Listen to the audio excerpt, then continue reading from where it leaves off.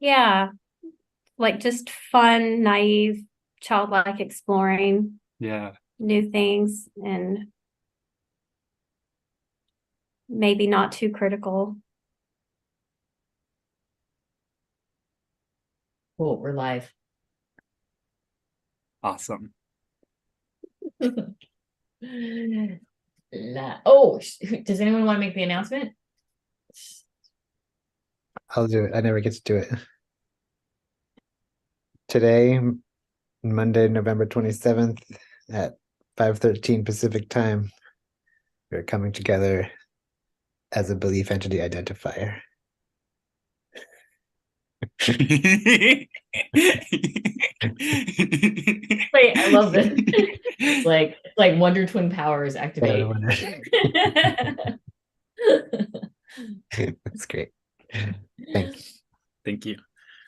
Yeah, that was awesome. I was also thinking, like coming to this meeting, I was like, oh yeah, what happened to our? Remember when we had those rules, and we're like gonna, and then it just kind of faded away. But also, I also was like, I don't have to also be the one who always does the agenda. What is it? I don't forgot that role, facilitator or something. Yeah, what was the name of the role? Agenda. I think keeper of the agenda might be the name of the role. But I mean, you are the one who sends the agenda, and I count on you to set the agenda. So. Oh wait, what did you say? What was the last name? You said purple? Like about the.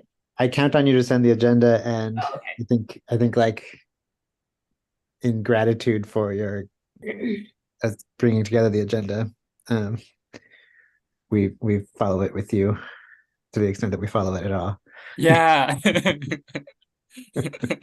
Yeah, I read your email today. It was like, and if we have time, talk about close read. And then I look at the agenda and it's scheduled for 6 to 7. I'm like, this is actually this is kind of how the form of our agendas ends up coming, and it's actually kind of been working. Okay. I mean, we can also bring back the timekeeper, keep time. But yeah, I'm also, yeah. So I just wanted, I often want to like check in on that periodically and be like, is it okay? I have another question in that line, or like following that, is like, is anybody here today drawn to there being the structure provided by any of the roles? Right. I'm feeling like open and accepting with how time passes and with what we talk about. And so, but other times I feel more like wanting to feel us moving towards something. Um, and that can be a way to gauge for any of y'all, would the structure that any of those roles provide be fitting for you today?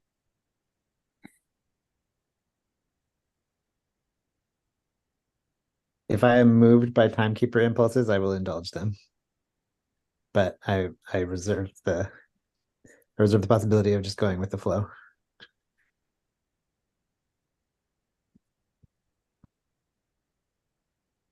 I'm also adding this to the agenda of like maybe doing this check-in every time. Yeah, yeah. I'm curious to see, since I haven't been with you guys in a couple months, like if I can discern format changes or actions that have been taken, like sitting in and observing while I see changes that I didn't expect. Hmm. I'm just wondering if, like, since I lost touch a little while, how much things have changed. Mm-hmm. Is I'm oh, go ahead. I'm looking at Jennifer's face, and she looks so worried. Oh And no, I'm I'm like, I'm like I'm like writing stuff I'm like multitasking and writing and trying to find roles. I don't know what my face looks like. I always wondered that. But yeah, I think this is a good question. is there anything you guys would like to forewarn me about or foreshadow? Has anything changed?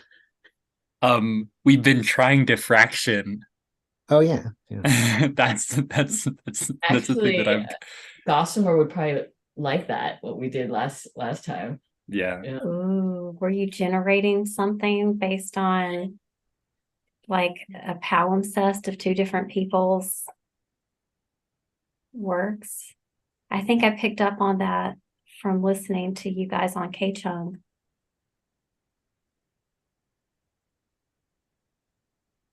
Right? Oh, yeah. You Yeah. didn't you take writing samples from two people and then you tried to Yes, from like interweave? Yeah, us that's three. exactly it. Yeah, totally. How was that radio show, by the way? Did it like how was the audio?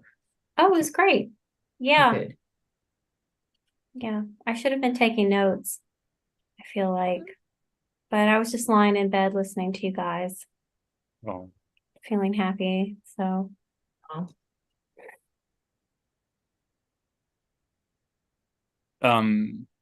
I had a hard time following, or I was imagining having a hard time following it sometimes, but I knew exactly the conversation y'all were having and the documents you were referring to.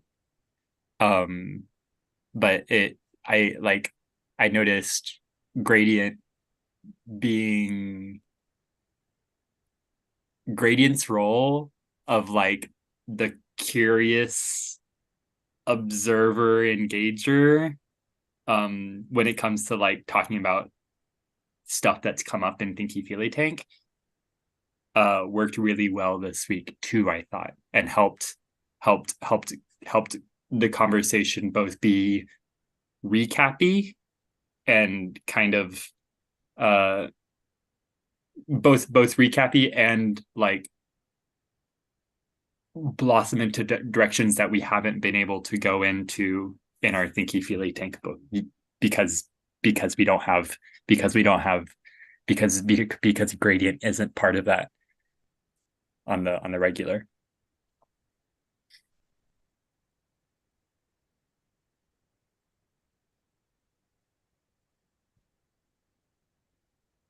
yeah. I really love Gradient's part in like, yeah, I love how you described her as like a curious observer. Because it's totally, yeah, it's like it is like that. It's so great. And I was in the laundromat when y'all came around to talking about shared air. And yay for Entangler and Ripple having shared air. Is that the term? Yeah. Yeah. Shared air. It's so Cool. funny. A conversation, an exchange that with this group that took place in embodied space, like or in shared airspace, didn't get stored in in the same memory place for me. It took me a minute to remember when that happened. Oh my god, it's so interesting. Wow. Okay, shall we go through the agenda? Can we do it? Okay. So I added the check-in about roles. It seems like we're good to just, yeah. And I found the roles and I added them into the doc. That's So, awesome. Thank you. which is like the, yeah, you can read them there. And then so check-ins, let's do check-ins, highs and lows, and life lessons this week.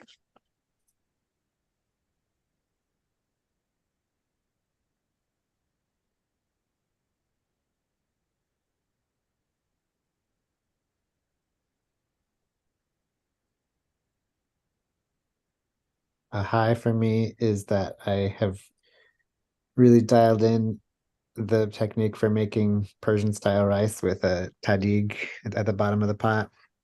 I love that. It's Oh my god, I want that. so delicious and so fluffy. Oh my god, you know how to make that? Yeah, it's actually very easy. There's a serious eats on it that like what you need is the life lesson is what you need is a stick bottom pot. Like as long as you have I have a nice cast iron Dutch oven and like that makes the heat spread evenly so that you can get beautiful golden brown crust.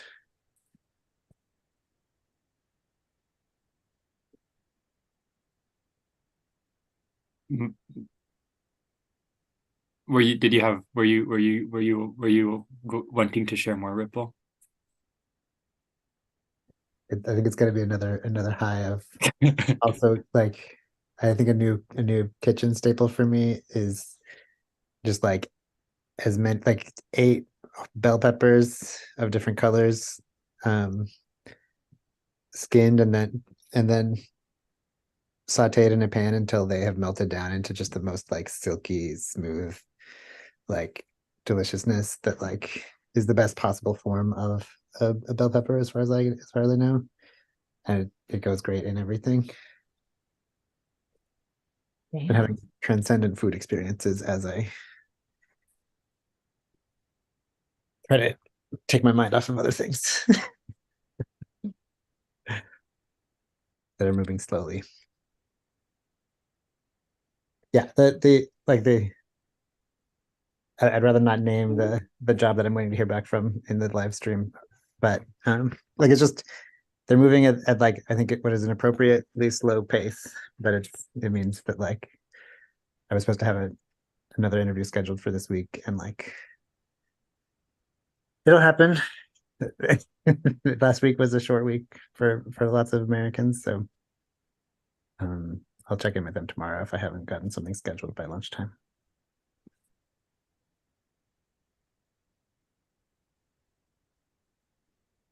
Good luck, Ripple. I know you've been looking for a job for a while. Yeah, I feel good.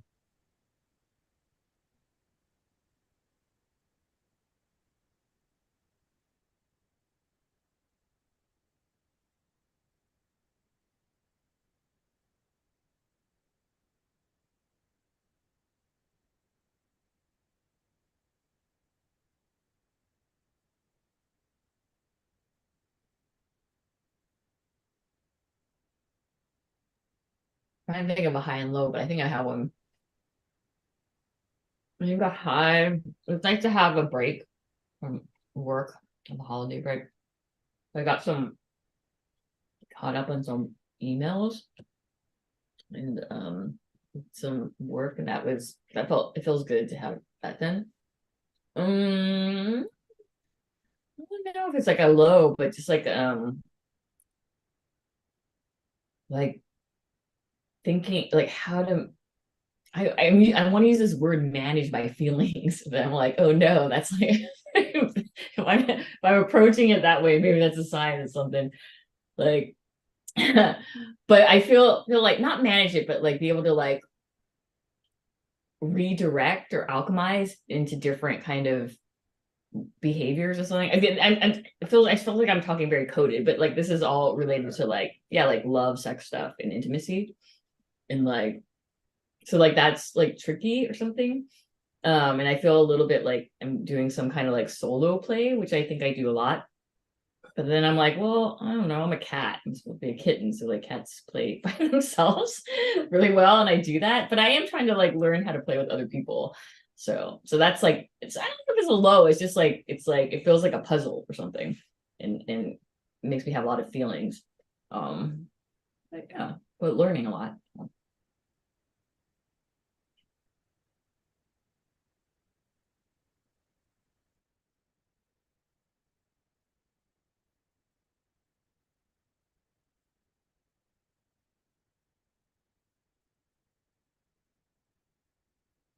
Well, I guess I'll share that communication is really important. And I know I'm kind of being vague and I'm about to go quiet, but it's been interesting not having the internet for a couple of months. And how much it squashes almost every idea I have.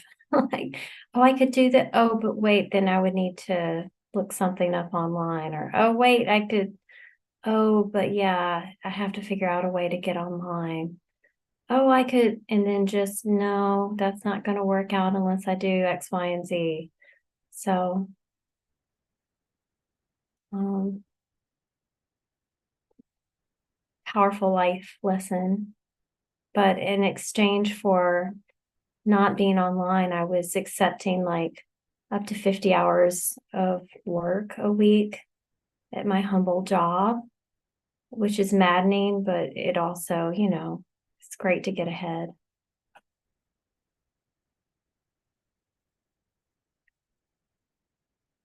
And I've enjoyed having a car. I don't think I've seen Ripple and Lamb Shift since I bought a car. I've seen Entangler. So that was a big development. And it's given me a lot of personal liberty.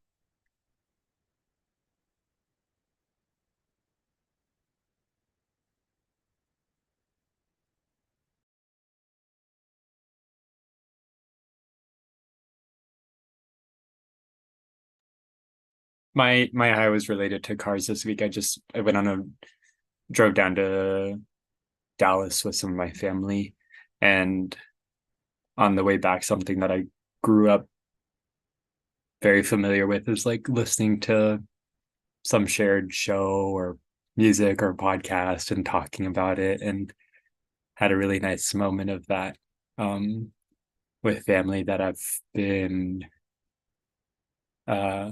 wanting nice connection time with and missing. And it included a conversation that Pat McCabe had that was recorded as a podcast. That was awesome. Like talking about masculinity and characterizing masculinity in a way that I learned a lot from, because I have broadly tended not to have any positive conceptualizations around masculinity. And also another discussions and listening. Sometimes that the times when I'm feeling the most down are whenever I'm kind of failing at communication in my mind, or like in my perception is when I'm failing at communication. And that can be really discouraging to me. It makes me feel very low moods. And that's because it matters a lot to me. And I want to be really I'm trying to take that as a, like, for one of these aspects of life that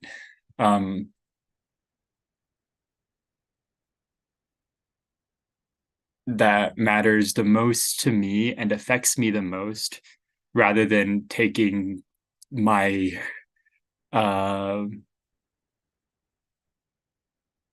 missteps or like the things that I have yet to learn, and the instances that reveal the stage where I'm at in my learning and the much that there is to learn. I'm used to that being so discouraging. And instead, whenever I remember that this is just what I really care about learning about, it can be like, oh, dope, we're going to keep on learning, kid. Let's just keep on learning. And like, and so that was cool. The past couple of weeks, I've both felt very, very down about that. And also,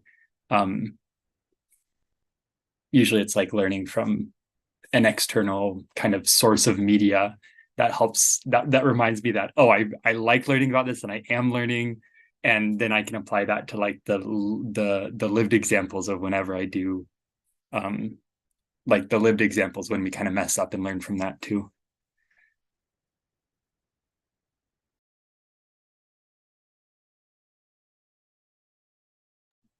Oh, thanks. That was lovely.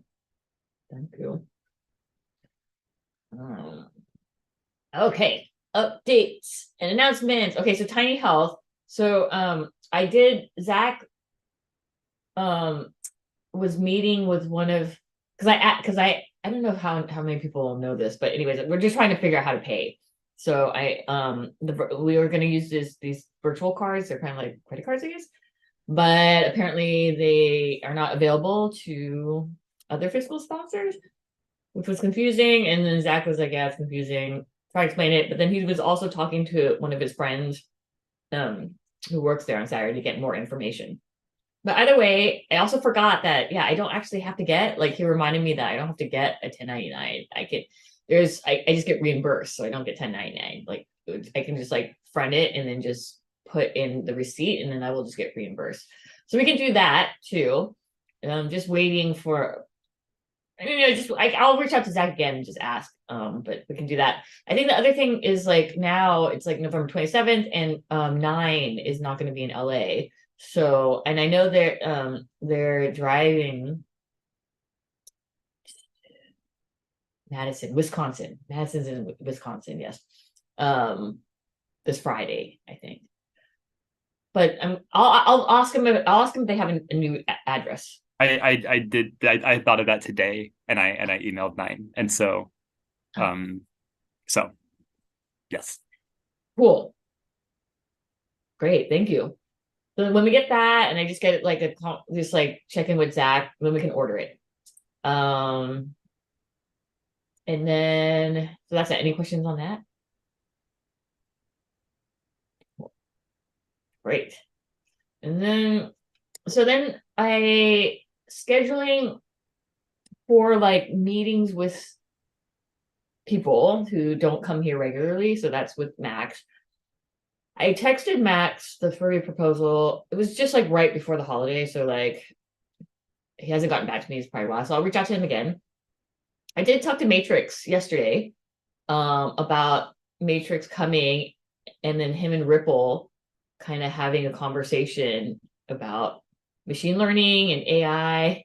So we had this like actually from Ripple from our last meeting where when you were saying like AI doesn't exist or something, and I started like it made me like rethink how the Bay could work, which I can share once we get into like Bay vision things. But anyways, that's so anyway, so because we're like, because we're doing the bio stuff, right? We're doing the bio stuff, working with Maxx to maybe do like the mechanical engineering robotics. And then we can have Ripple and Matrix come in to talk about possibly how the machine learning components could work. Yeah. Ripple, are you still down for that? Yeah. Have you talked to Matrix? Oh, you did. Yeah.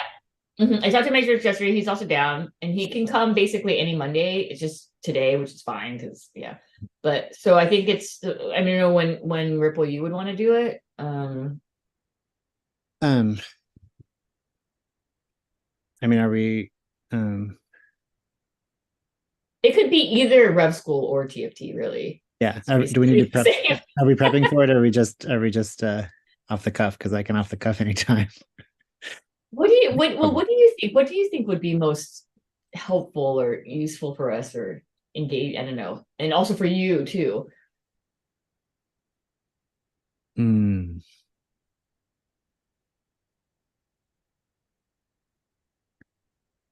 Yeah. What is the purpose? The purpose is How, like, for us to start like really thinking about how the machine learning part can work and how we can do it and what are our kind of like our different approaches. And like I think it's interesting, like, because like you're a computational linguist and Matrix is like compute. I don't know how the ID, but like more on this other side, but doing the same thing but approaching it different. Maybe I don't know anything about it, so I think that's interesting. And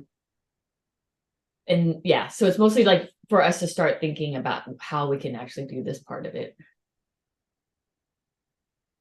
Yeah, I think I definitely would want to start with like the nature of the info, like where the information comes from that's in these models and stuff. And so I might want to make some slides. And I feel good about making slides. And will I make them by next week? It's hard to say. I mean, I don't have a whole lot else going on, so I might as well. In fact, yeah, and my day today in the Channy app tells me to start publishing whatever thing I've been dreaming about publishing. So maybe I've been sort of thinking, like, I've been like many recent weeks I have like seen interesting links and I've been like, I should share this with the Thinky Feely Tankers, and then like there isn't like, and like I haven't sent it to the main list, obviously, but maybe I should. Maybe I will. I think I intend to now. I will start assembling a thing, sharing them either in a drip or in a digest, and I will pull together slides because it like from a Marxist point of view, like Michael Hart and Antonio Negri have stuff about cognitive extractivism, and Mackenzie Wark has stuff about like how it's like well, we're getting to a worse phase of capitalism where our very like lives are being extracted at a level they haven't been before. And I think in terms of just a foundation of like, given the inputs, what outputs do we want to be making? Given the hype, how do we want to be positioning relative to that? Yeah, how would you describe it? Because I think maybe I should tell this to Matrix so that if he wants to also have something, and also so he knows like what you're talking about, and then I can share. I mean, I think, yeah, I guess thinking about it in terms of how to use AI in a way that is not counter-revolutionary. Like that is not counter. Oh, that's not counter-revolutionary. Yeah. Okay. Like to how do we, like if liberation is our end goal, like, and the master's tools will not disassemble the master's house, like what do we want to use in principle? That sounds good. That sounds great. So you think you might want to do this next Monday? Well, maybe let's say 2 weeks from now.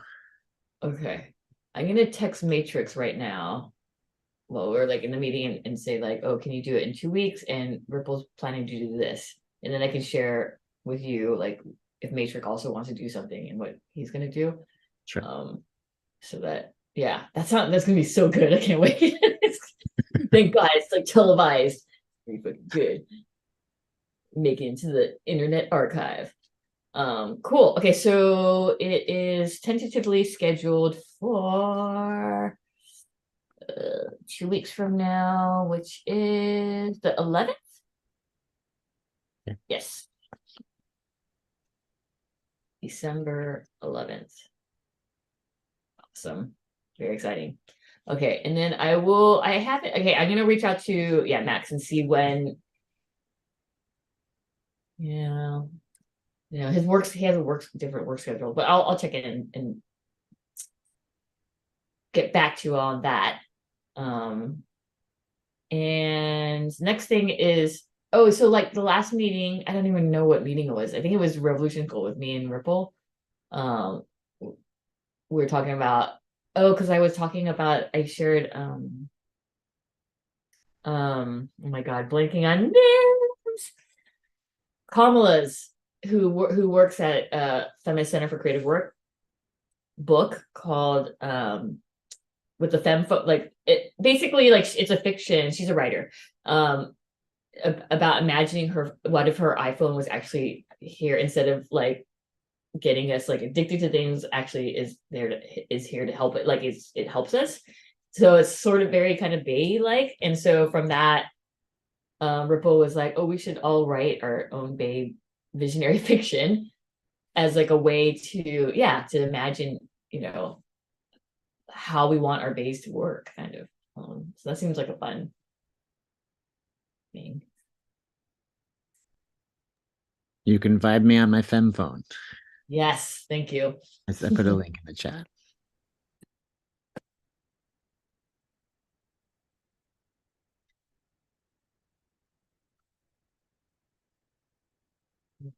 And then so there's that. Oh yeah. I think that's sweet. Yeah. Just to say something. I was thinking also because I was also having like things about like Bay fan fiction. Like I was thinking because Ripple and I were like they like when we were in the same shared airspace, had like a Bay moment, And then I just started thinking also about like separately from that, but like also thinking about like Bay kink or something. And like what would Bay kink be like? And then I was like, oh yeah, Bay fan fiction. And then like visionary, yeah. And then like having that somehow be like people can share it on the website somehow or something. You can have this whole like Bay fan fiction area. Anyways. So okay, so that's that. And then I also I saw Nkem in a Zoom in one of her practice groups, and she was like, oh yeah, I forgot that you wanted to know about mast cells. So she gave me this link.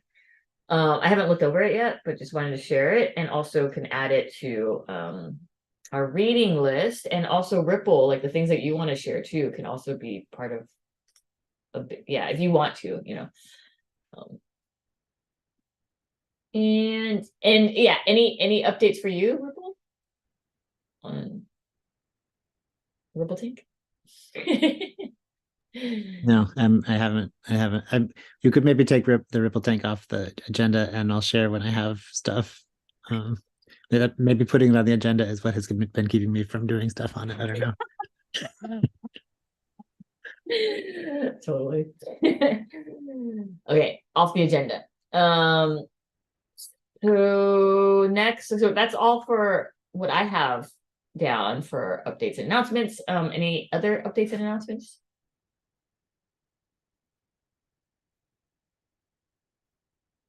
Okay, cool. So behind 15 minutes behind. Oh, lampshade. I just thought about because I just saw the email that Ripple sent about that event happening in a few weekends. Yes. That seems relevant. I'm gonna sign up and go, I think. Yeah, I registered, and if I miss it, I'll watch the video later. So, which is how I did the first TFT after all. This I just opened it up. I'm gonna add it to the thing. That's the link. So you both are going, or you RSVP'd at least? Oops, it's not what it's called.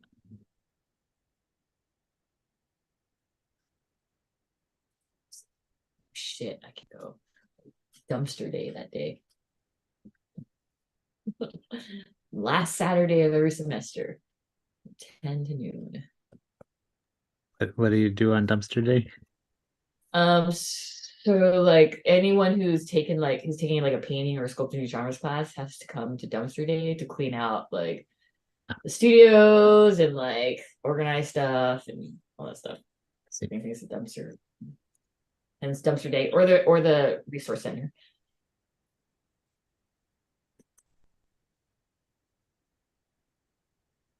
Okay, so next we have, I just put what was on last week. I down to do other things, but the two things that we could do are work on the TFT webpage language, which is the description of TFT, which we can maybe, which was what we did last time. The technical instructions, I volunteered to that. I was thinking, yeah, if it was like a work party situation, I could do that. Or we could do TFT, close reading, 51 close reading.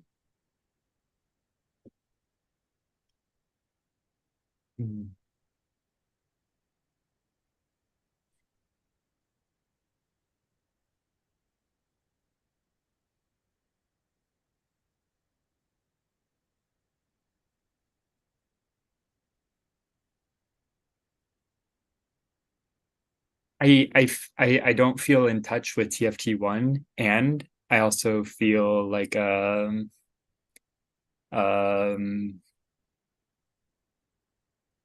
certain conversational and thoughtful what's the word, liveliness within our tank tonight, and which makes me interested in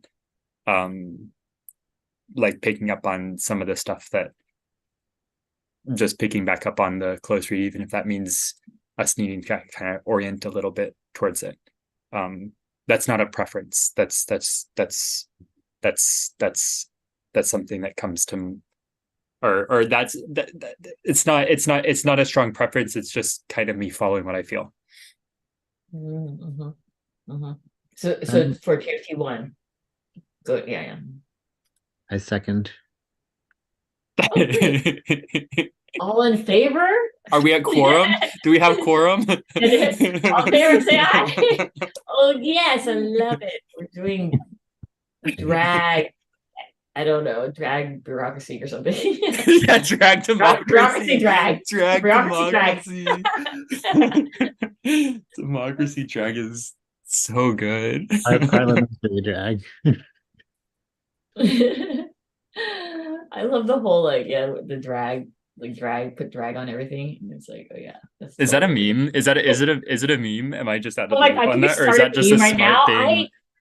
Can we start a meme right now? I'm like fascinated with memes. I don't really understand them. And like, can we start what is it? Oh, the drag. Put a drag on everything. Because everything, it's like a thing. If everything is drag, then it's like, oh yeah, we're fucking performing. We're like in drag like all the time. I second that. No, I don't. That was bad. That was weak. Was that a David Bowie thing that we're born naked and everything is drag? Who said that? Oh. Ooh. Wait, is that RuPaul? Oh yeah, I guess it was. Yeah.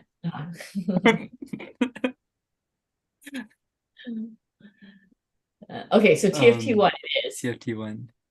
So how were we doing this last time? I want to go back and find. We had. Can you facilitate that? Yeah. I just need help getting back to where somewhere we had like, oh, okay, we need to find the thing. Let's work together on this. Finding the chat from the last time we talked about TFT, whenever we did TFT. I can do that. Yeah. And Gossamer, I'm thinking like this might be this. I was like, I could see this being an interesting thing for a way to catch you up and also catch us up on a I don't know, on a good sort of rhythm of like talking about TFT1. And I think that maybe this conversation will both feel that like bring back up stuff that we talked about last time we talked about TFT1 and also build on it. And then I don't know. I'm looking forward to I'm glad that you're here, even if it's kind of in observer mode.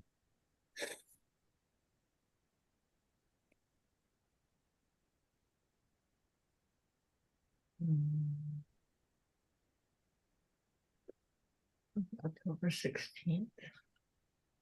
Maybe. You want the chat or the closed caption? No, wait. The chat.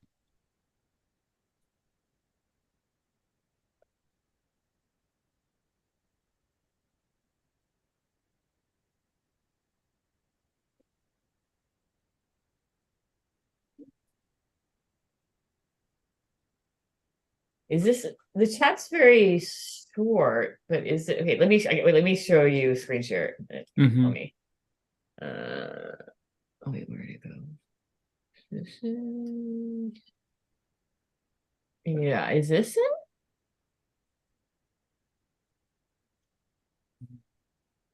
Yes. Wait. Oh, okay. Wait, slam ship. Yes, this is it. This is it. Okay, so let's start. Well, that's whoa. Oh wait, do you want the you just wanted to look at it? Can we just read off of this and it's kind of messy. So the things this was documenting the stuff that each of us had kind of shared as being of interest to talk about book club style. So what I brought up was Lisa Feldman Barrett's theory of constructed emotion, and that being able to inform the development of a TFT practice regarding how we respond to emotion or feeling marks. Also the overlap between emotional transformation theory, which is using like light or sound or stuff. This kind of was one of Nkem's responses to us to the interpretation of Bay being kind of a buffer between humans who are too hurdy to interact well with each other. That emotional transformation therapy can kind of buffer that interaction, make it easier to interact with each other. And curious about the ways that a ripple tank can be the method of that emotional transformation therapy. And then I also was wondering about agential realism, which is a discussion that we had. Ripple brought up agape as unconditional, eros being conditional or situated, as something that somebody else, that somebody in Thinky Feely Tank kind of made that note. Is that right? That was not. Yeah, I was like, that's not my idea. Yeah, that was in the conversation.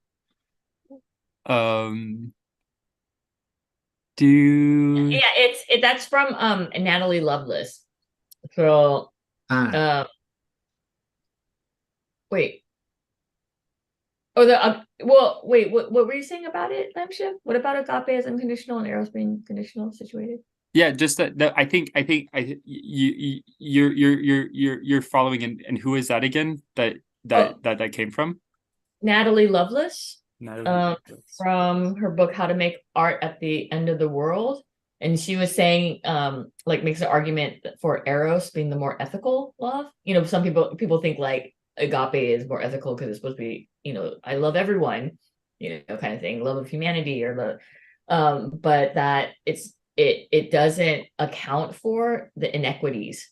If if it's like, oh, I just love everyone, it doesn't account for the kind of inequities that exist. But eros, because it's like conditional, it's situated, does attend to the inequities, and that if we're driven by eros, it kind of like almost like through our love and desire, or like prompts us to get into like these messy kind of relationships that only eros has the capacity basically to like do, to kind of like have a relationship within an ethical way. So that's a very short. Yeah. I found a relevant sentence in How to Make Art at the End of the World. As psychoanalysis teaches us, erotic knowing is always partial and situated, always intertwined. Indeed, it is this partiality, this situatedness, this intertwining that structures our feminist research stories as accountable. Within this paradigm, an ethical mode of accountability needs eros. Agape, in its unconditionality, its lack of situated attention to the conditions that are the case, fails to, quote, fulfill the messy conditions of being in love. Haraway, a love that is both driven and non-innocent. In other words, when in love as eros, the story is never told. It is always in the process of unfolding and therefore always in need of new ways of accounting and rendering accountable. Yeah, totally. I mean, when I was like reading, I love that because like I was in that complicated desire relationship that I had that some of you know about, and because my desire like kind of like forced me to like attend to those power those power dynamics, and like I wouldn't if I wasn't driven or something, and it got me to like really think of like really, I don't know, like it's just like from that experience I was like, oh, I kind of understand that what she's saying. And also there's another part is when Ripple, you read that part, it reminded me of this other part in which like she then brings in like this psychoanalytical kind of like notion, and that we can never truly know ourselves, because like we always say more than what we intend, and we always speak from we don't always know where we speak from, and we always say more than what we intend. And because we don't always know where we're speaking from, and that we say more than what we intend, then how can we ever know ourselves? And so like that is always emergent too, and all. Yeah, so I think that I really love that part. Wow.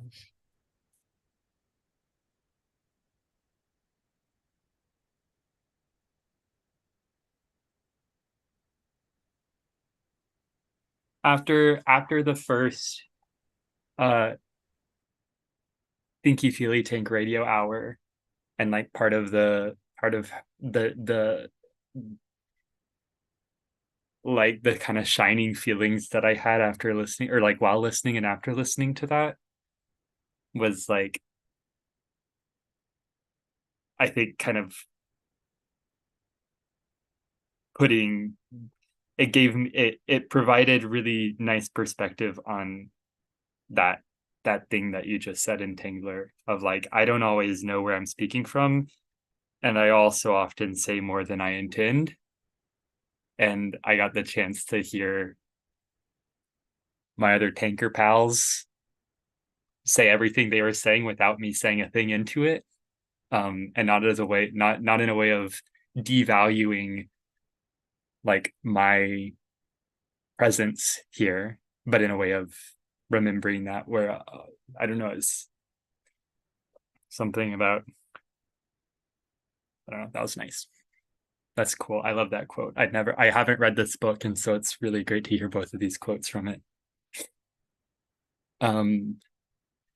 Is there anything for any of the three of y'all when looking at this text document that like feels that would feel left out to not bring into today? Because I'm like one of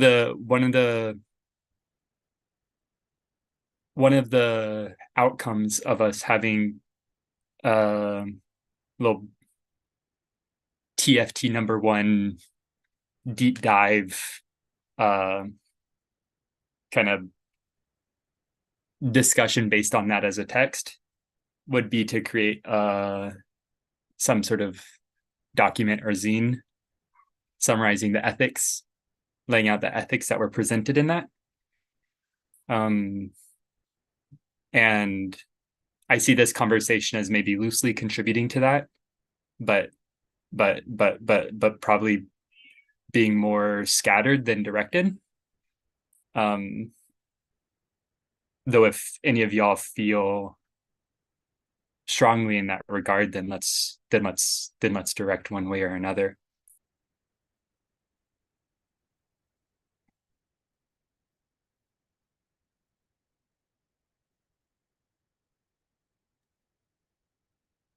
Strong. What were our choices? Oh yeah. How directly this conversation feeds into like a documented and kind of a documentation of the ethics stated in TFT1, and maybe an alternative to that is kind of getting back into the water and swimming around in TFT1. Yeah. Oh, I was thinking like our I was imagining, I don't know if this is what you meant, but I was imagining you saying our conversation here becoming part of this zine or publication or whatever we're going to make as part of like like delivering or like restating or like summarizing the ethics in TFT1. That's how I was like thinking. And I was like, oh, that's cool, because then it brings us the knowers who are producing this other this book now into it too. And that's like one of the kind of like, I guess, criticisms of representationalism is the knowers outside, and so it's a way to bring us in and for people to know, because it is filtering through us, but I thought that's what I heard, and I was like, that's cool, I'm down. That's cool too. I don't know how that would work, but it seems like we should at least do something of that nature, right? Did you catch it, Ripple? I did, and it's bloody. it's confusing. I didn't think it was gonna have blood inside of it. I know you're like your face. I'm also thinking a lot about like I mean, I would love to like, yeah, return to it and thinking about like things here that are listed here. And I feel like one thing that I think River really emphasized throughout was like that concept is material, like the discourse, because that like Pat saying like the conceptualization, as if like it's, I mean, I don't know what she means by that, but like maybe but it's something separate from an experience, I guess, or maybe not separate, but it's like forming like theories, or I don't know, so maybe symbolic universes, I don't know. And then Barad, I felt like kept kind of bringing it back to like, or whenever like that concept is material too, so I feel like somehow really breaking that down in a way that's easy to understand, because I would like that too, because I use material discursive practices all the time, and I have a way of describing it, but I think maybe that would be good. And then also tying it into like the somatics, so like talking about material discursive practices but tying it in with conceptualization and how Pat's talking about it, and then tying it into somatics, like doing something like that would be cool.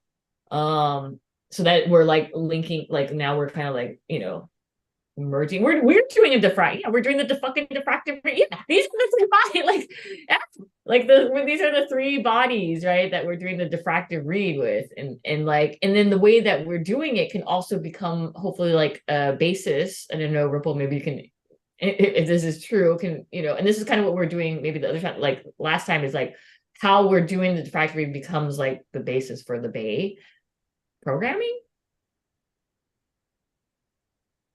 I mean,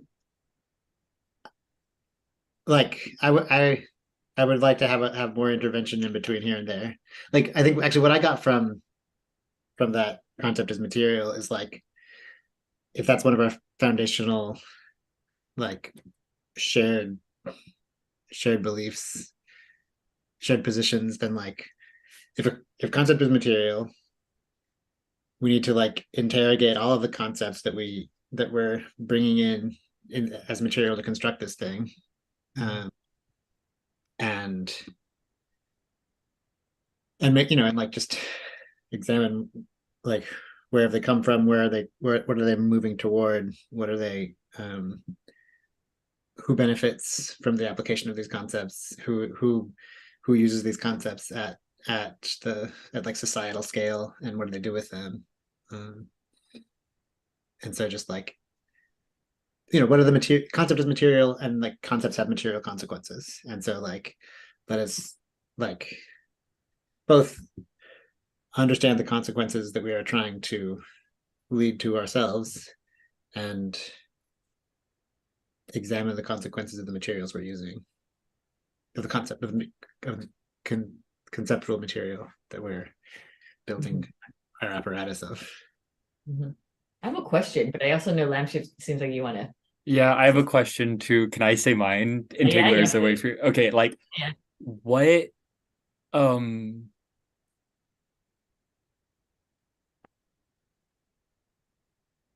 why would we want to use the concepts?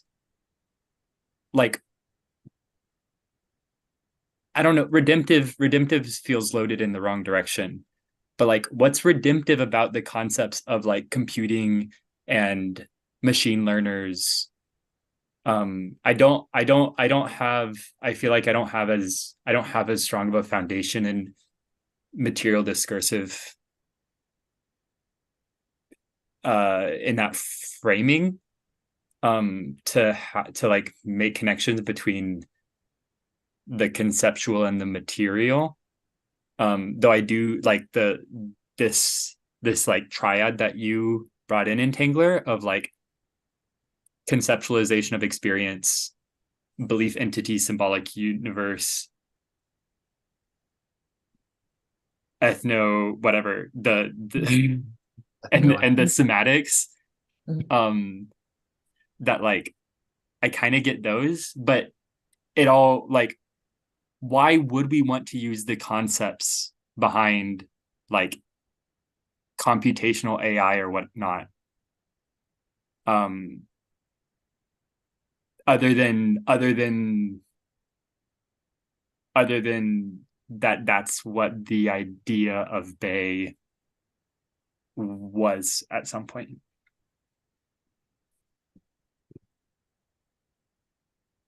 I think that's a question that we need to be asking. Yeah, like are we trying to get rid of concepts? Like is that like are we trying like that's one question, and then that maybe also leads to like for your question, Lamship, I'm thinking like because there's parts of me that like are like, yeah, like no concepts, but I can get very like extreme like that. Because then I'm like, yeah, we have no concepts, and it'll leave room for something that we can't even imagine to come in, and we'll have this other experience, you know. So I'm like, get rid of it, it's fine. But I think because our reality is really conceptual concepts and scripts and stuff like that, that I think at this point I'm thinking that we need to engage with it as a way to like move with it, you know, and trying not to like concepts aren't bad per se, but they do a certain thing, or they, you know, are this or that, and they're useful this way. They're not, they start not being useful this way or something, you know, or when it like I feel like concepts, like everything is on like a sliding scale, like everything can become, you know, all of a sudden like harmful, as like Stacey K. Haynes once said, like even the most healing kind of like practices can be like, you know, co-opted by oppressive systems and used to harm people, you know. So like, and so it's like everything's always on, and so concepts I feel like are also on that sliding scale too, where you know, like they can like in that line that crosses over when it becomes like no longer, you know, helpful or whatever. I think it's pretty thin sometimes. Anyway, so that's what. But I'm also thinking like, you know, what are we trying to get rid of concepts? And also, I guess my question is before that.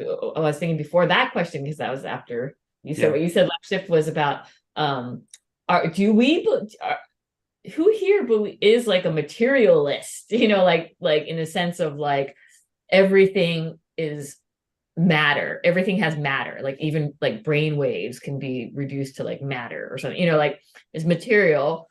Or are there like, is the term idealists, or like, you know, like my friend, you know, Lauren, who was at the TFTs, I think that they believe that there is a spiritual space dimension that has no material at all, you know, like no matter or something. So I'm just like curious, like how, where people lie on like that.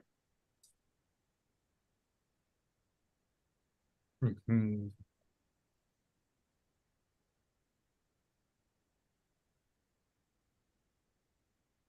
That's not what I meant by material. I think to a certain degree, like I think you know, concept is material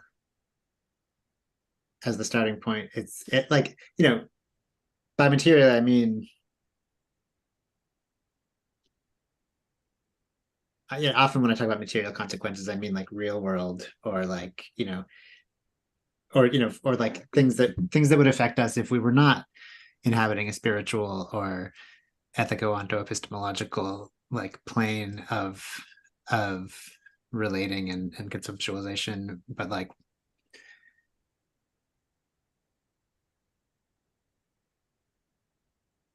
if like, I guess, yeah, I think material in terms of the perpetuation of our organism almost, and like the health of our, of like the somatic layer of our existence.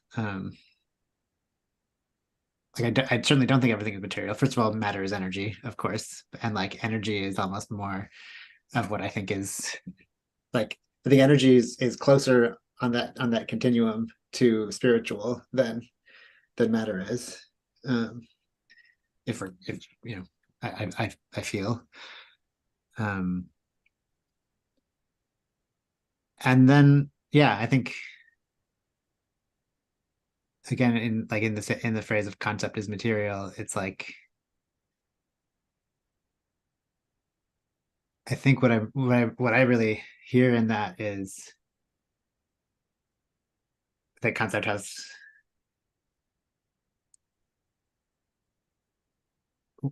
every, concepts are not removed from the social and political fabric of the worlds that we interact in. And so like, I think material consequences is just a bigger way of saying consequences, in the sense that like it matters what it matters what thoughts think thoughts. It matters what I, that's Donna Haraway also, like, I think it comes down to, it matters what thoughts think thoughts, and like and so that's almost more of what I take from it. A clearer a clearer and more circular version of concept is material. Is just to say that how we frame our conceptualization is important.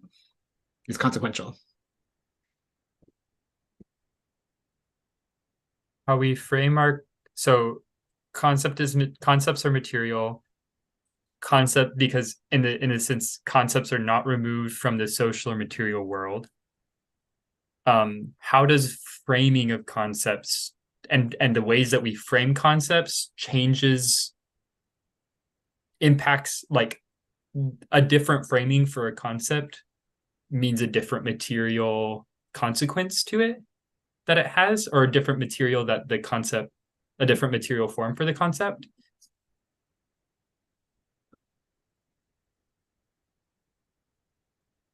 How do you get to the importance of how a concept is framed?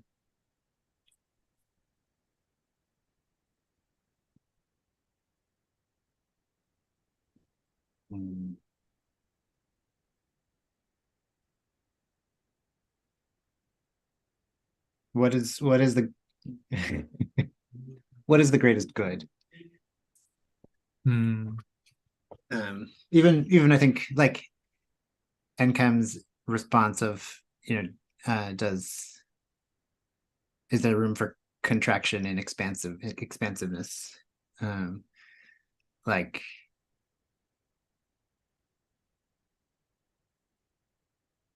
I think actually in my outlook, one thing also is just that I say categories are very nice tools, but very nasty weapons. And I think in the same way, like concepts are useful tools if they help us construct something, and they are nasty weapons if they're used to contain, oppress, destroy things, or to make things to make repressive structures in the spiritual scale, and the spiritual plane, in the material plane, in the energetic plane. I was looking at the quote from Barad on theories and discursive at Ripple when you're talking, about how you're thinking about it, where they wrote like theories are not mere I'm reading this like little thing. Yeah. Theories are not mere metaphysical pronouncements on the world from some presumed position of exteriority. Theories are living and breathing reconfigurings of the world. So something about like it reconfiguring the world. Yeah, it's interesting. It's funny that I get tripped up on like it being matter or something, because I guess because I'm like, oh, then if we're treating everything like matter, then concepts must be matter too. But maybe that doesn't even matter in the way that you're talking about it, Ripple, which is I think which I would.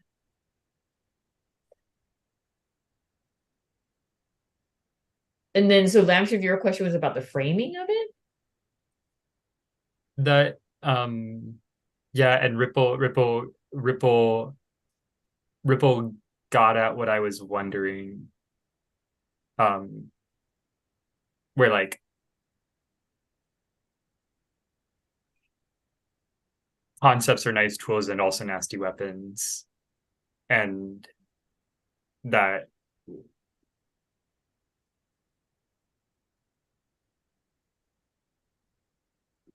like a framing of what's for the greatest good, or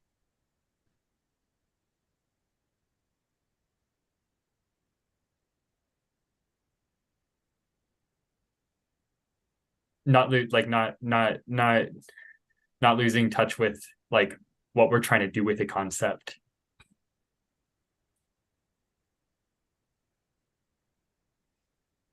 Right. And like great is good, right? Like productivity. Like like if you say that it's important to be productive versus it's important to be beneficial, it's important to have growth, and like growth in the spiritual sense versus growth in the capitalist sense. Like any, just like with machine learning, like any whatever objective function you're optimizing for, like affects everything else that comes out of the system.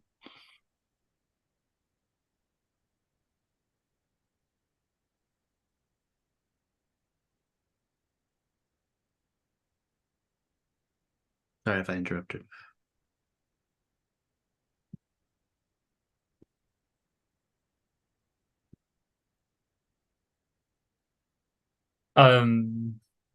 Is it too big of a question to come back to, like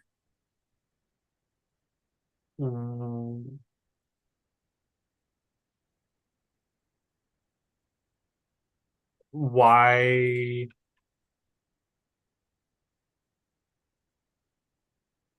it feels like we're like oh, this is kind of a clarification of what you said earlier in Tangler.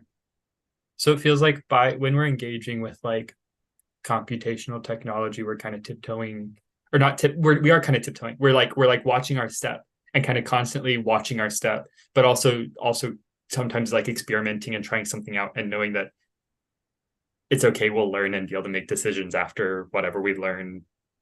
But that like why engage with like digital technology AI stuff if it seems like at when at the core of it there's so much that we're just having to be careful not to do.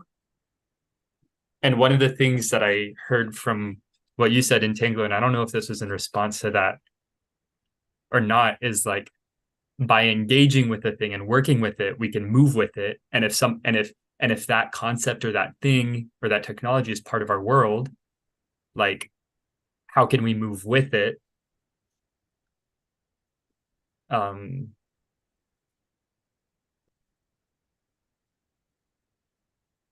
Which I get that, but then it's like, but where do we have discernment about the stuff that's just like the stuff that we also can't move with everything. And so we can choose to leave things behind. And if things are so kind of fundamentally extractivist, particularly extractivist, like that's what I get so caught up in with computational technology.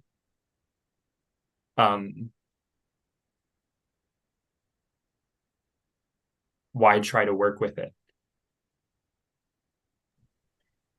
I mean, I think we kind of had a mini conversation about this with Ripple about like, yeah, like why even is it necessary to even have an AI component or a machine learning component to the Bay?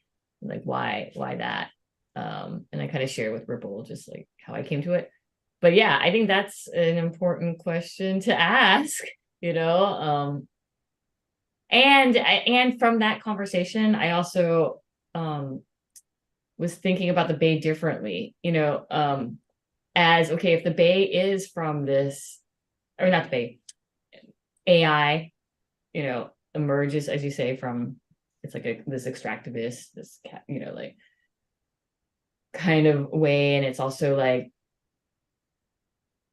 approaching knowing in a way that probably we're not thinking about.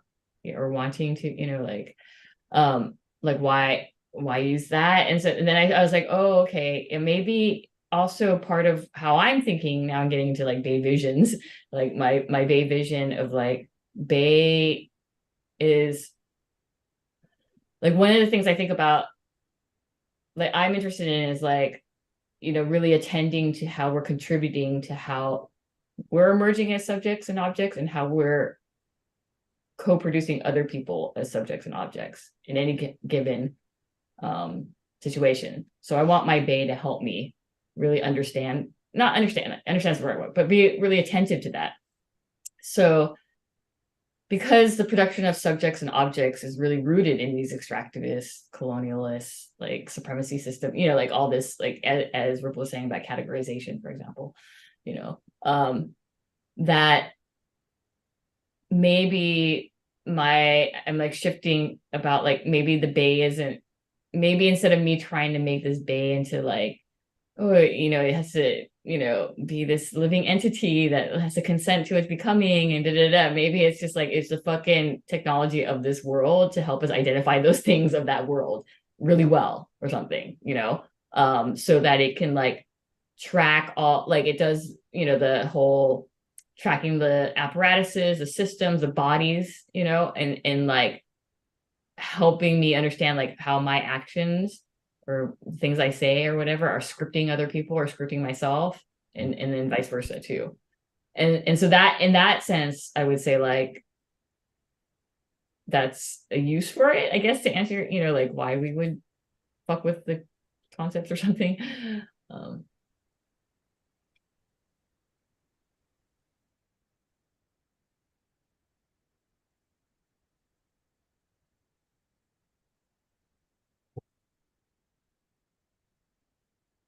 Bay is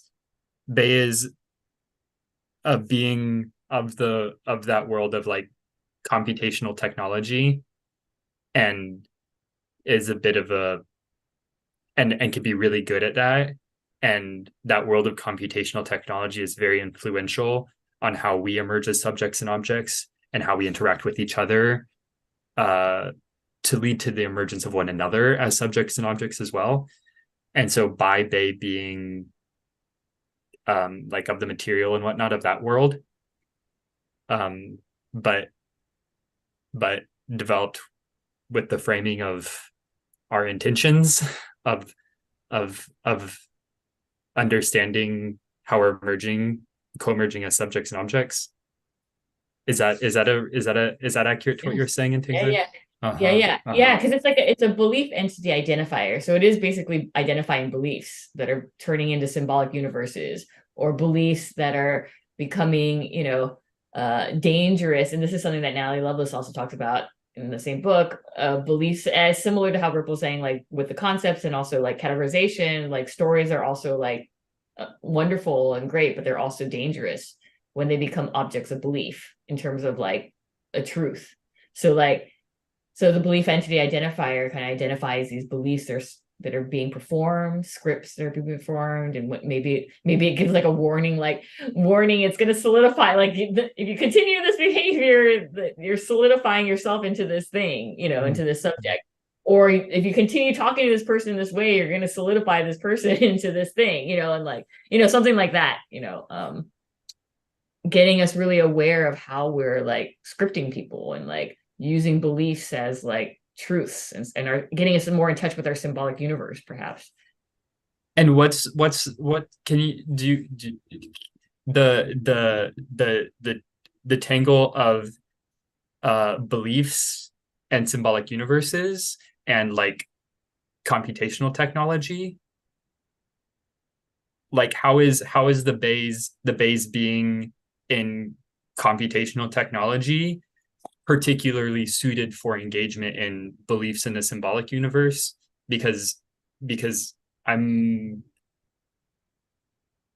see those as preceding and extending far beyond the world that exists within like computer and computational worlds. Ripple? I feel like you can can you I think it's a very slight like nudge of that question. Like you ask, how is computational stuff particularly suited for engagements and beliefs in the symbolic universe? And I think the question of in what ways can computational technology be applied beneficially to engage with this universe is the question that I think we're trying one of the questions I think we're trying to answer. Like because I think demarcating the ways in which it is unsuitable is crucial, and identifying like what can we do, like given that it exists, given that that our oppressors are using it. Like I know I said the master's tools will not take apart the master's house, but also like they sure make a lot of them. So maybe we can make something out of this. um uh this is Hardin Negri's you can't see it, assembly. Human thought and action has always been interwoven with techniques and technologies. The human mind itself, as Spinoza explains, constructs intellectual tools internal to its functioning that allow it to increase its power of thought. And these are perfectly analogous to the material tools of human development. Our intellectual and corporeal development are inseparable from the creation of machines, internal and external to our minds and bodies. Machines constitute and are constituted by human reality. And like, it's just another apparatus. Like at the end, and it's like, and it's how do we understand the stick that we're using to poke at the whatever the stick is poking at? How do we design that? What do we make it out of? How do we understand? How do we're analyzing? I think right now today we are analyzing the stick, and we need to continue doing that. But I think we also need to think about what we're analyzing with it, and they are complementary to one another. The the apparatus is designed to measure, to study the phenomenon it's studying. I'm also thinking now about like the master's tools and like how the master's tools is never like one thing is never inherently a master's tool. It's always like an entanglement with something, like it's not, like so that's why I think the master's tool switches. You can like change from moment to moment of what we're calling the master's tool, but like I think it's like it's and this is going to broaden like entanglements and like how nothing precedes, like there's nothing inherently like the properties or the characteristics of something isn't inherent, it like emerges through relationship and entanglements things. So like it's always shifting. I don't know, I was just like thinking about something about like, for example, like cops or like, police are like, the master's tool, right? And then like Reframer was like reading an excerpt from a book that they a chapter in which they co-authored, and they're going to like a gay bar in Orange County, and like it was like mostly working class like Latinx community, and there is like an armed police there inside, and at first they were like, whoa, but then as they were doing the shows and dancing, the police the police or the security or whoever the armed actually was part of the performance and like used his flashlight to like shine on like the performers. And I was like, oh yeah, like that's, I don't know, like so like thinking about like how things can shift, and also thinking just about like the shootings in like queer bars, and so probably also like how that figure functions differently in that space, in that specific, I don't know. So like when we talk about master's tools, we have to think also like contextual, like entanglements and stuff, right? To like kind of like get at what is the master's tool or what's not, right? Functioning in that specific phenomenon or event or process or whatever.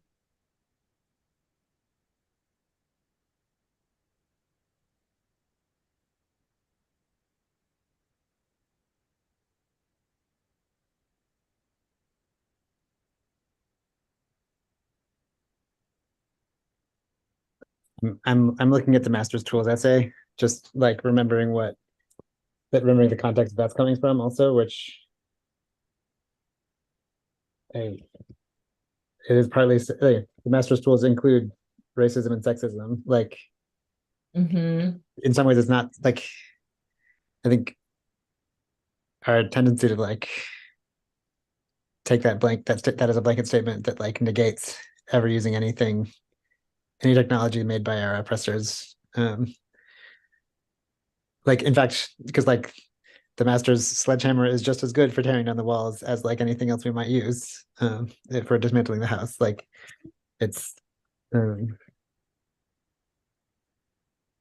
it's like I think like the closing sentence of that is I urge each one of us here to reach down into that deep place of knowledge inside herself and touch that terror and loathing of any difference that lives there. See whose face it wears. Then the personal as the political can begin to illuminate all our choices. And like that, I think that the revulsion of difference is almost the master's tool, like the fundamental master's tool. Yeah, I found it. This is like the full quote here, I think. Is that what yeah.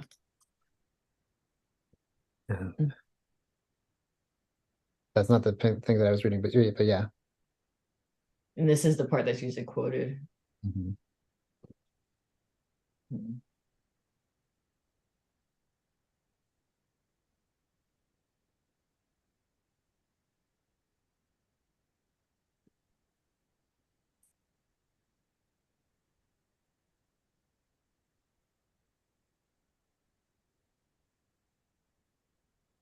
Um,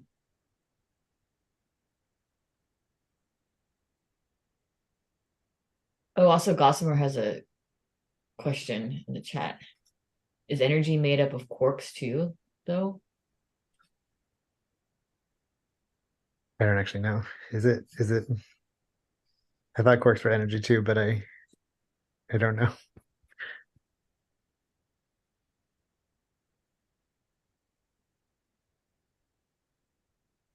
Are you saying that, Gossamer, because quarks are also in matter, or quarks? Oh, okay.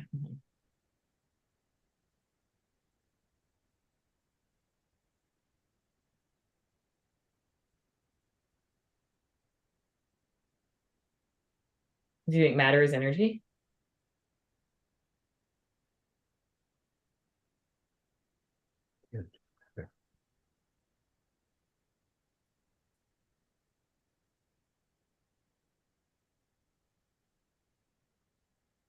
Thoughts have matter, like how like the material, like hardcore materials. So they're like, yes, it has matter because it's like can be broken down into like molecules and atoms and stuff. Mm-hmm.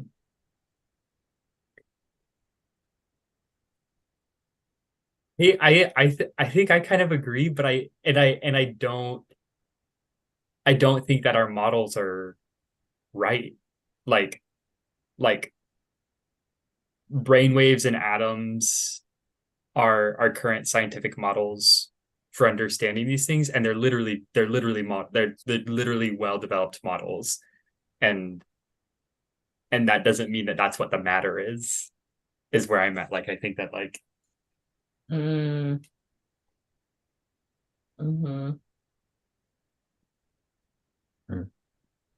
I think it matters. I think it matters. In going back to like what Ripple was saying, like these discussions, like about what is what matters mostly because what they contribute to the production of subjects and objects, right? Or like how then they might impact how we make decisions, right? Like, or do you think it would, like, whether we're like hardcore materialists and like have these like ontological maybe beliefs about like what is matter, what is like energy, and does that matter? I mean, I think it matters, right? It matters when yeah, actually I don't know. When does it matter? I mean, it does matter.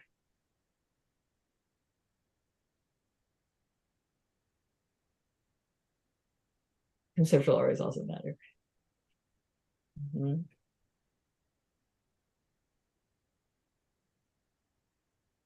Okay, yeah. So Gossamer also wrote, because when I use the pendulum, I talk to spirits with my thoughts. They respond with enough energy to swing the pendulum.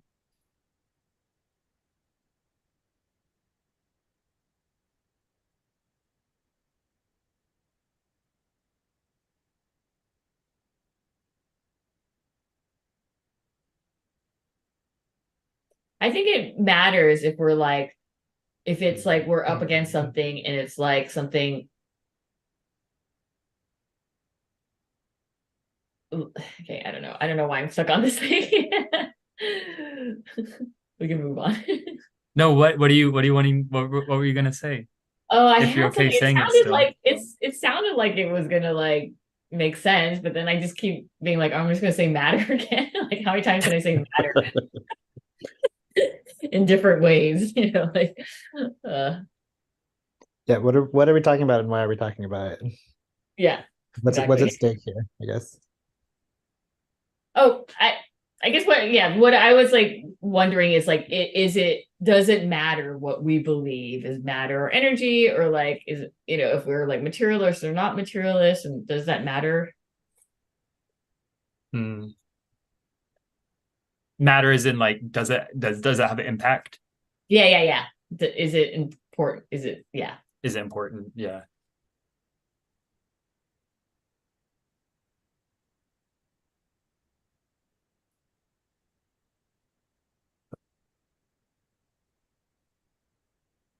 Gossamer says it's an important question. I don't. Oh, go ahead. I think it's an important question at points of decision, but I don't think it's a foundational question, I guess. Yeah. Like, right, yeah. The Marxist technique is dialectical materialism, and like it's incredibly powerful when we apply it, but it's useless in astrology or in programming. Like,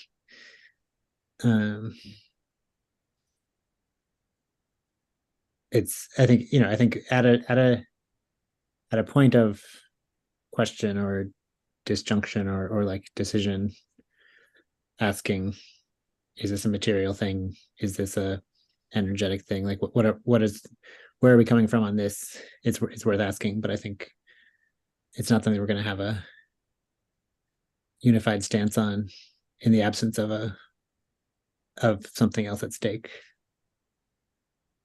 Yeah, thank you. That's great. I was trying to say something like that, and thanks for saying that. And then Gossamer wrote, like, if my bait elevates me spiritually, I would like to understand my position on this. Oh, okay. Meaning like it's important for you to know whether or not energy is like matter, or like, because if you want your bay to elevate you spiritually, like you need to know that. Is that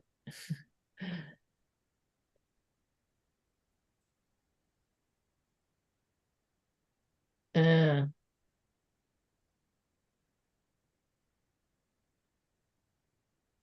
mm-hmm. Well, I think you can probably describe your bay how you think about, energy and matter and spirituality. And then from there, it's like, yeah, I think, I think it's at this point, like, it's like what you believe. Yeah.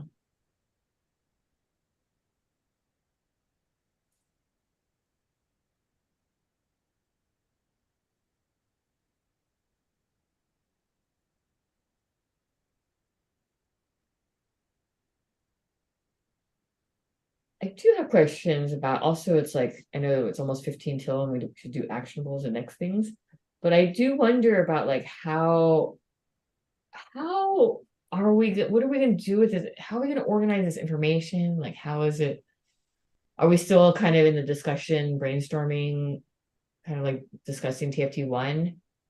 Um, or is it helpful to have like a format at this time or some structure to it? Or yeah.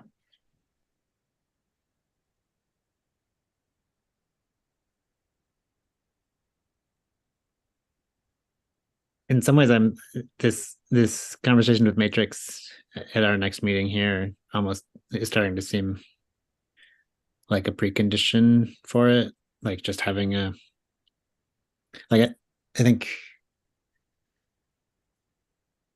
having an understanding of what we're trying to do, but also having an understanding of the the technologies and apparatuses available to us to do something. Like, you know, I don't want our technology to run on gasoline. I don't, or diesel, like, but in fact, I don't know that we can control that.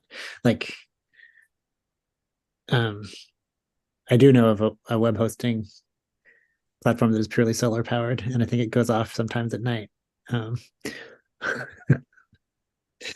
uh, but like I think until we know what we're making, we don't know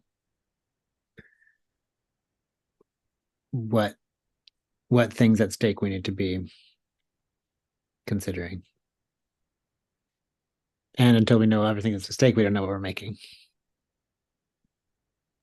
And this Oh, I was just, can you restate what you said at first about what being a prerequisite to what? Just a conversation with Matrix about like what are the computational techniques available to us to construct something with our together, and what are the consequences of those techniques to be taken into consideration. It's kind of a version of the tiny health question conversation we had, where like we don't want to support this like biotech health startup, but we do want to know what's in our gut microbiomes, so we're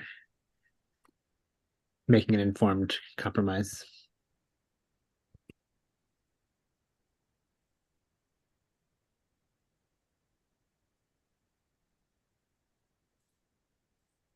and you're saying this also in terms of like how we approach this thing with TFT1, in terms of like,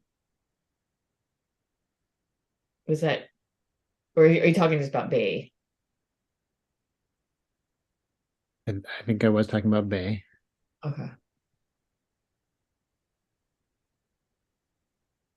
I also think there are questions in TFT1 that we haven't come into explicit alignment on. So that's also something I think we need to do on the way to Bay.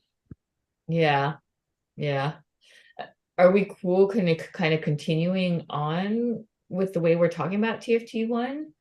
Or do we need more like, yeah, like structure? Or are we starting to think about how we're going to organize this into like some kind of publication or something? Or just are we still like in the talking phase of close reading?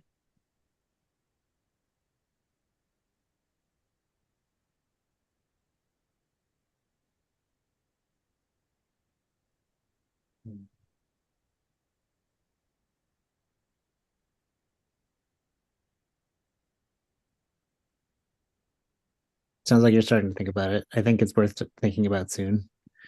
Yeah. I feel in the talking phase like tonight with y'all. Like in the like within the bounds of tonight. Because I I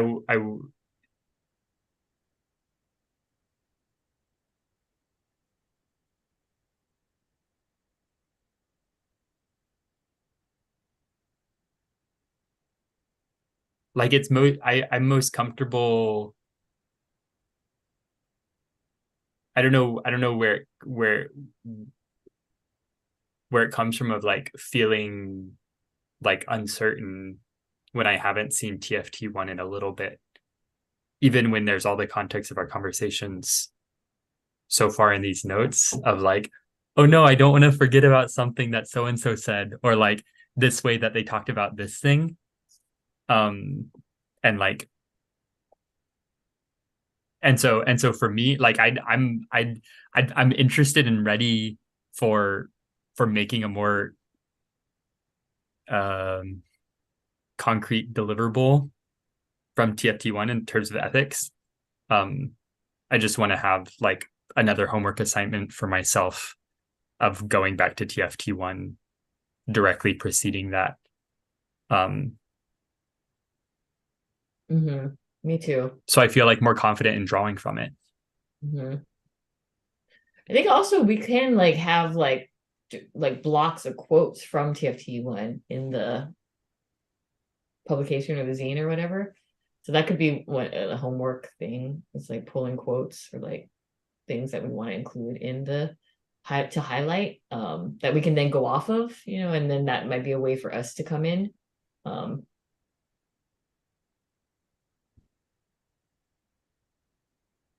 Pulling quotes from TFT1 that are illustrating particular, or that help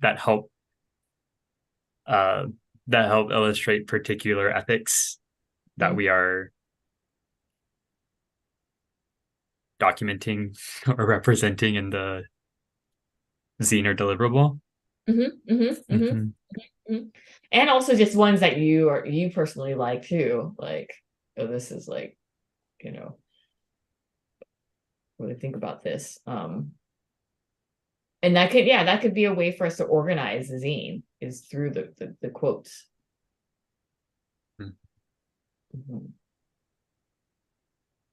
Or really start thinking about it.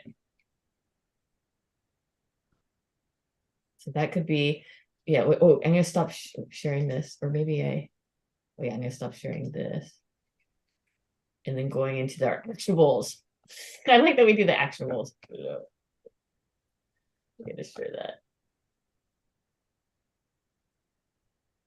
Okay, so I'm gonna, as soon as we get off here, I'm gonna text.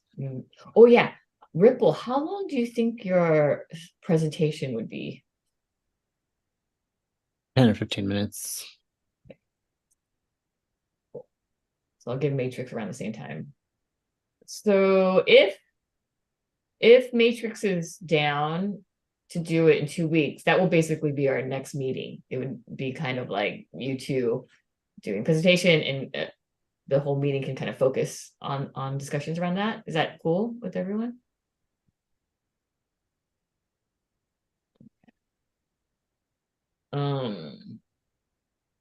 So entangler matrix for December 11th. Oh, and then we were gonna do like pull TFT, everyone, TFT pull quotes from TFT number 1. Yeah. Could that Uh-huh. could that be an action item for the following? Yes. This is for after December 11th. Yeah. It would be December 20. Oh, it's Christmas. Maybe that's not a good day. It'll be the one, or maybe it is a good day. I'm just gonna put December 25th. We can change it later. Okay.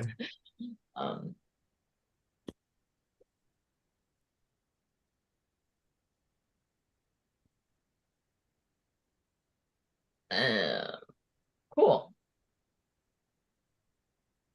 Any other kind of? Oh, definitely have to do tiny health shit. Actually, do tiny health. I'm just gonna say do tiny health. do tiny health. Oh, Maxx.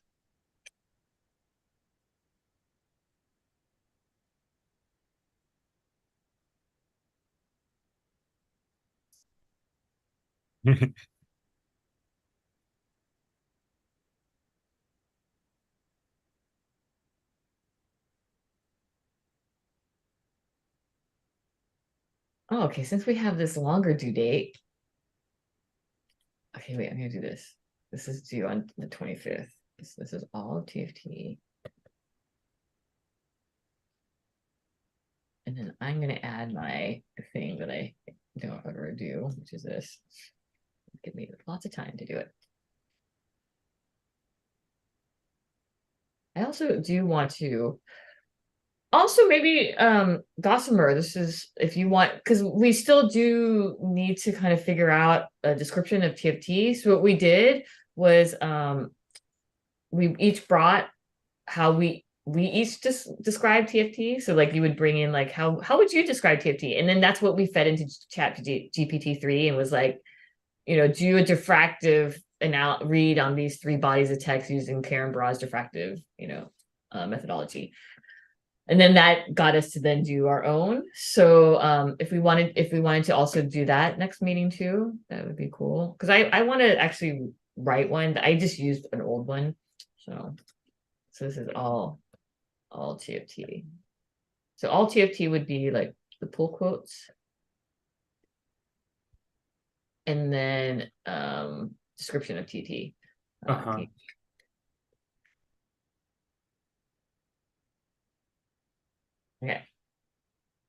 Yeah. Good, right?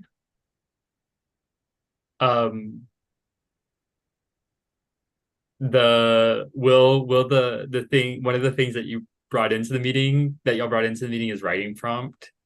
Will that dissolve and fade away if it's not on the action items, or is that something that feels good to just kind of put there for now, and then we'll come back to it whenever I don't know. I'm wondering how it feels for it to just sit there in the updates announcements and not have anything in action items. I could put it here. I think that, yeah, I think you know, this is might not be for the 25th, but some kind of like future future this thing. Yeah. Okay. That seems fun. My only tiny thing is just letting you know, Entangler, whenever I hear back from 9 about address. And Okay. I'll do that in a format that reconsolidates all of our mailing addresses. And would that give you everything? Would that give you everything? Yes. Is that the okay. Yeah. I think it's just 9. And then and then I'll reach out to Zach again. I mean, probably I'm just gonna pay it and just get reimbursed. I just wanted to make sure. Okay. I'm gonna stop sharing.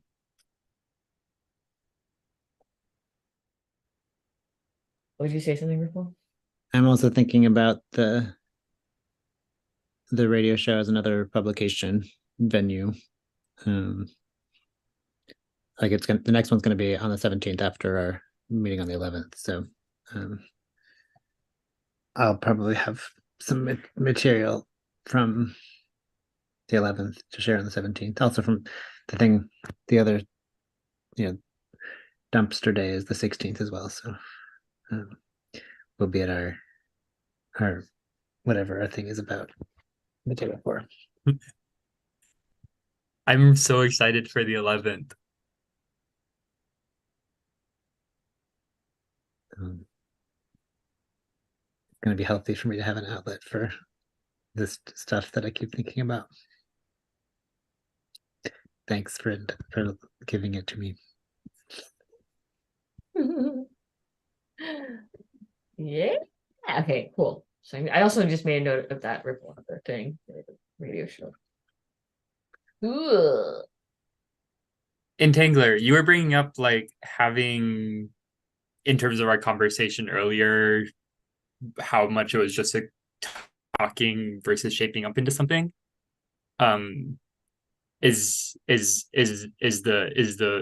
form that it took and that we left it with one that nestles in okay with you? Yeah, very much Okay. so. Yeah, Okay. yeah. Thank you for checking in. Yeah. We never have like a ending ritual. It's something we talked about with the radio show. Departing song. But well, we can do it. We can do a like an end at da da da da. We are ending. We are no longer the Bay, and then we retract. Oh, wait, you're muted. You're muted. We now contract our bay. I don't know. We're never completely disentangled. We return to our default level of entanglement. Yeah. Love it. So good. Okay. Okay. Send the AI summary when you get it. Oh yes, I'll send it to all you all. Oh my Right about God. that. That definitely has to make it into archive. Okay. Bye. Right. Bye.